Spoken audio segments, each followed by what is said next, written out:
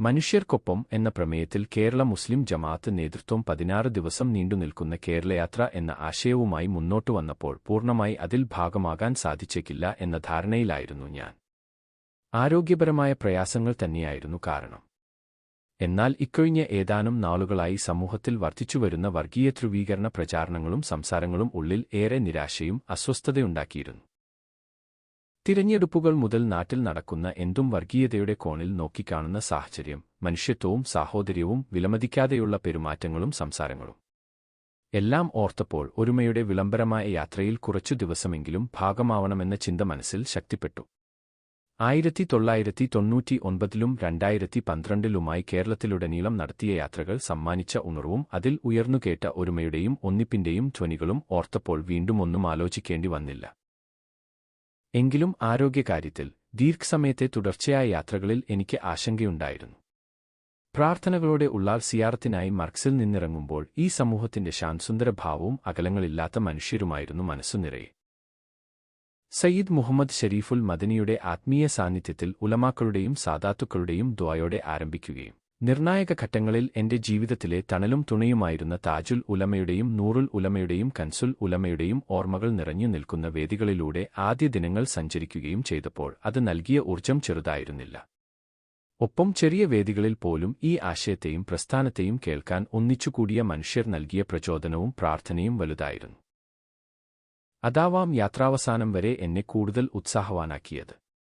കടുത്ത തണുപ്പ് ആരോഗ്യത്തെ ബാധിച്ചേക്കുമെന്ന ഡോക്ടർമാരുടെ കർശന നിർദ്ദേശമുള്ളതുകൊണ്ട് മാത്രമാണ് വയനാടും നീലഗിരിയിലും എത്താൻ സാധിക്കാതിരുന്നത്.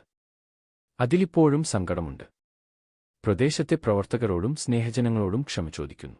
16 ദിവസങ്ങൾ പിന്നിട്ട് തിരുവനന്തപുരത്ത് സമാപിച്ചപ്പോൾ വലിയ സന്തോഷം തോന്നുന്നു. കഴിഞ്ഞ 2 യാത്രകളിലും ഞങ്ങളുമായി അകന്നുനിന്ന ചിലരെങ്കിലും സമൂഹത്തിലുണ്ടായിരുന്നു.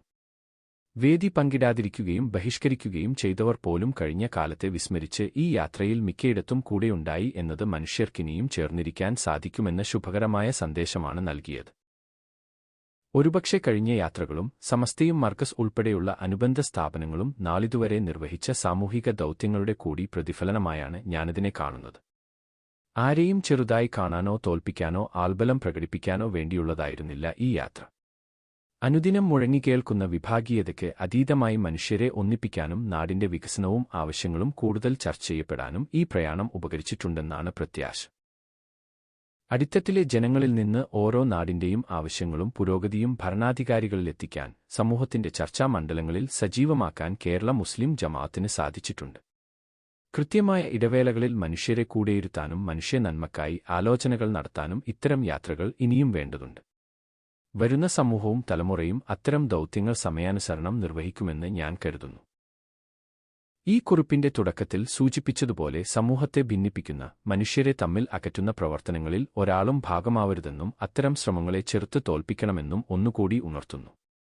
ഈ യാത്രയെ അവിസ്മരണീയമാക്കിയ മനുഷ്യർ, സംഘടനാ പ്രവർത്തകർ, രാഷ്ട്രീയ സാമൂഹിക സാംസ്കാരിക നേതാക്കൾ തുടങ്ങി മനസ്സുകൊണ്ടും പ്രാർത്ഥന കൊണ്ടും ശാരീരിക സാമ്പത്തിക അധ്വാനങ്ങൾ കൊണ്ടും ചേർന്നുനിന്നവർക്കെല്ലാം എന്റെ പ്രാർത്ഥനകൾ നേരുന്നു. സമാപന സമ്മേളനത്തിൽ റീസുൽ ഉലമ സുലൈമാൻ ഉസ്താദ് പറഞ്ഞതുപോലെ ഇത് സമാപനമല്ല, മനുഷ്യർക്കൊപ്പം എന്ന ആശയത്തിന്റെ ഒരു വിളംബരവേദി മാത്രമാണ്.